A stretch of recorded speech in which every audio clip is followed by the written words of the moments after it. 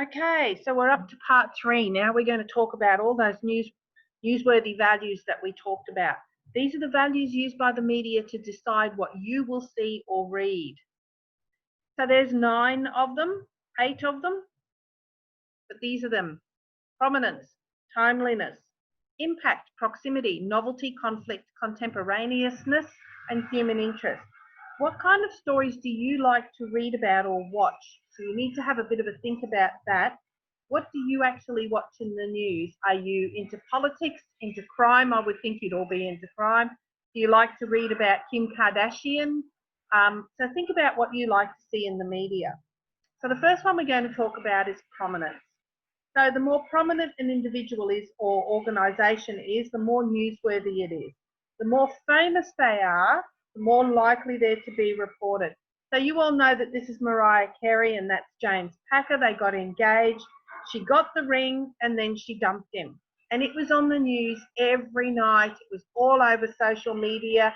And really, who cares? At the end of the day, it doesn't affect any of us.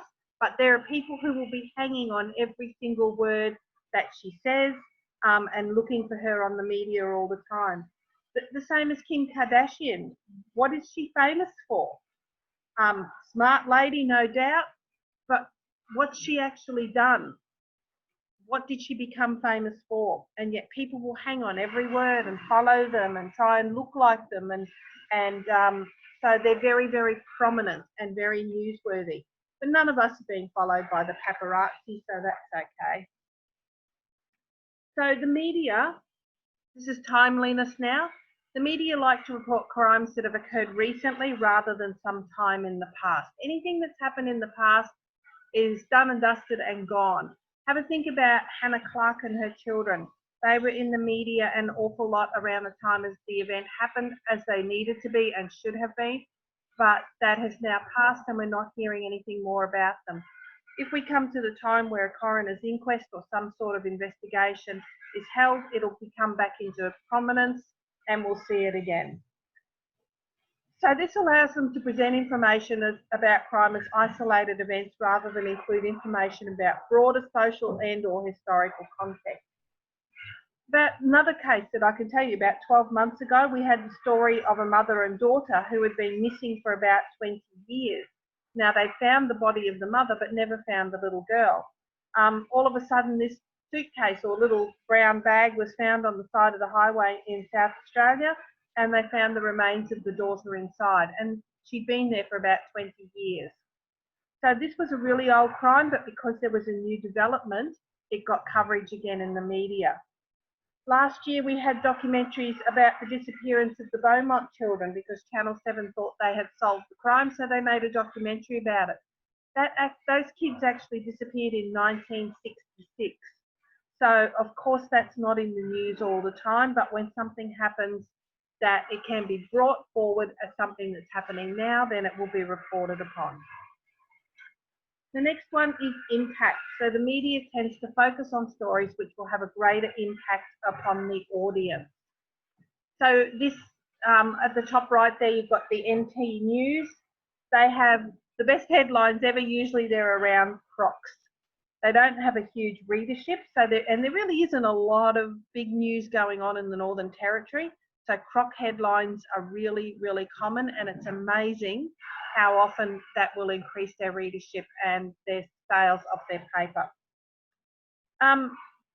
If I was to say the word ice to you 10 to 15 years ago, people would have said, yeah, that's frozen water.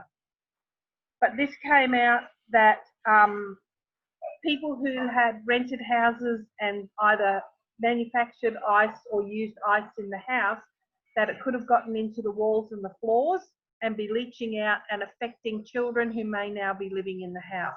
So this was a really big story for a while, but it had a very big impact on people who feared that the house that they were living in could have been contaminated with ice and they could be breathing in the fumes.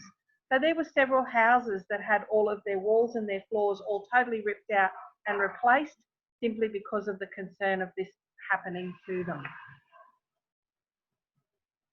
Proximity.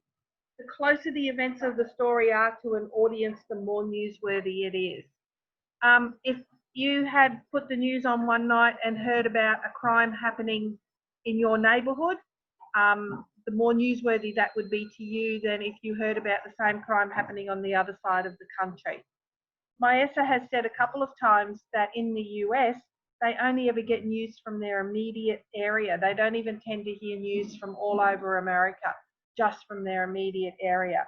So we're a little bit different there, that we do hear news from all over Australia, but it will always be given much more focus if it happens locally, so it's more newsworthy. Novelty. Bizarre stories that are really, really different or unusual. The media could give you the impression that they're really, really common when they really, really aren't. So most of us want to hear about things that are unusual or shocking, and that's why the media will do this, make out that they're common and happen all the time. So when you look at these bizarre headlines, like the two that you've got here from the New York Post, it's kind of written up as, well, doesn't that happen all the time? Don't we all do that? The media would probably have you believe that homicide or murder is really, really common. Well, there's only around 200 to 300 every year in Australia. Our population is at about 26 million, and we have 200 to 300. And a lot of them are involving family, killing other family members, and they are solved very quickly. The media would have you believe that homicide and murder in Australia is really, really common, and it just isn't true. And conflict. They focus on stories where two or more people or parties are in conflict, especially if they are famous. Can you think of any? Well, Kanye West versus everyone.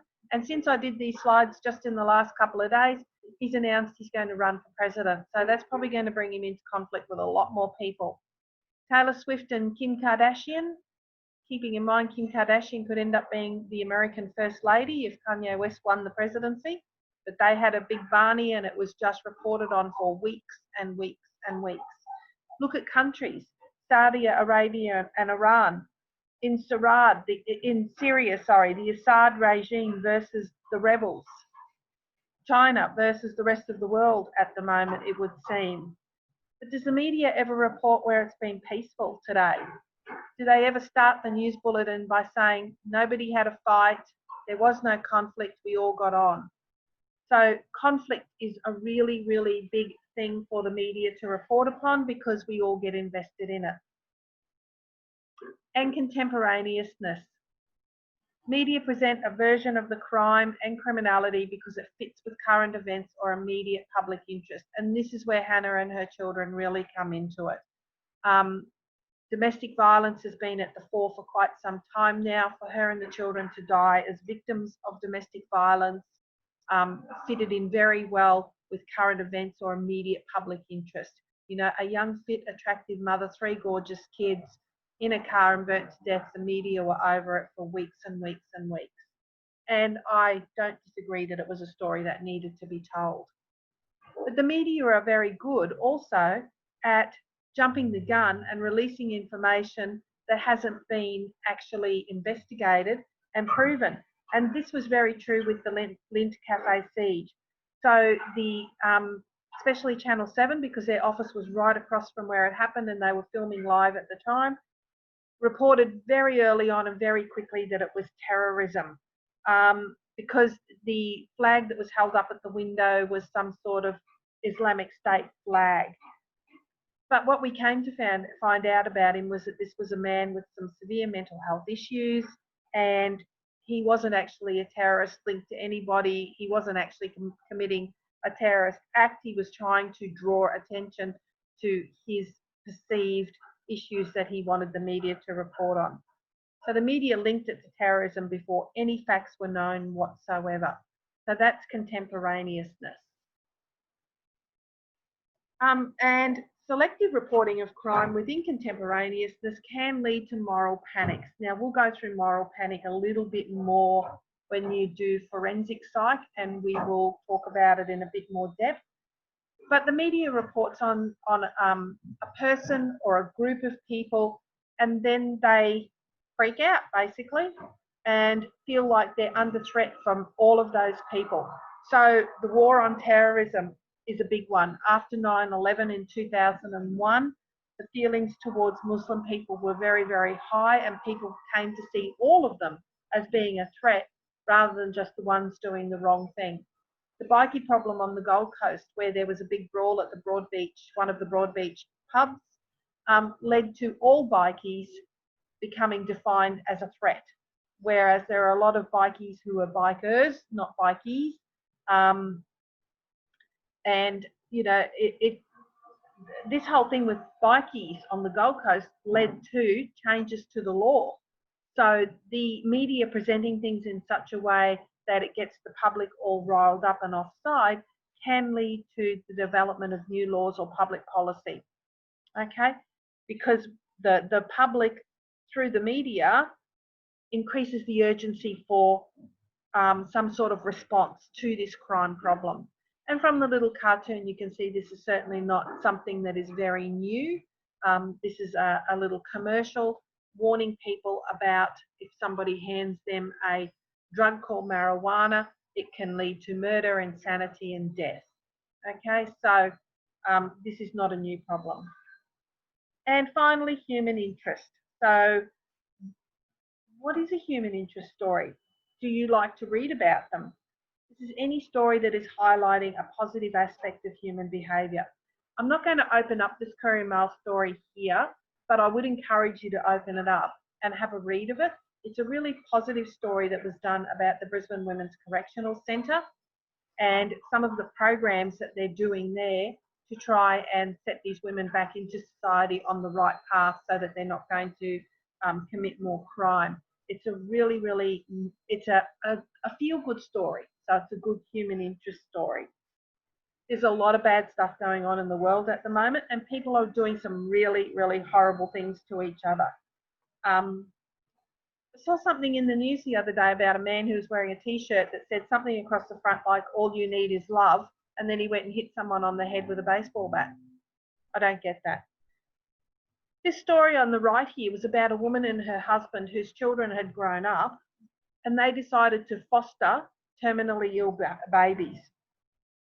So these babies are going to die. These are not babies that are going to live, but their parents don't want them. So she and her husband adopt them and take them home so that they've got some love and some care and attention in their very, very short lives. Okay? So that's human interest. There's a lot of human interest stuff that goes on out there, but we don't always hear about it. I know Channel 7 once a week run a feel-good story type part of the news where they report on something that's nice that's going on. I think they only do it once a week. I really think it would be nicer if they could do it every night so that we can actually see that there is some nice stuff out there in the world. Okay, that's the end of part 3. In the final part, we're going to discuss the influence the media has upon people and how it affects them in their day-to-day lives.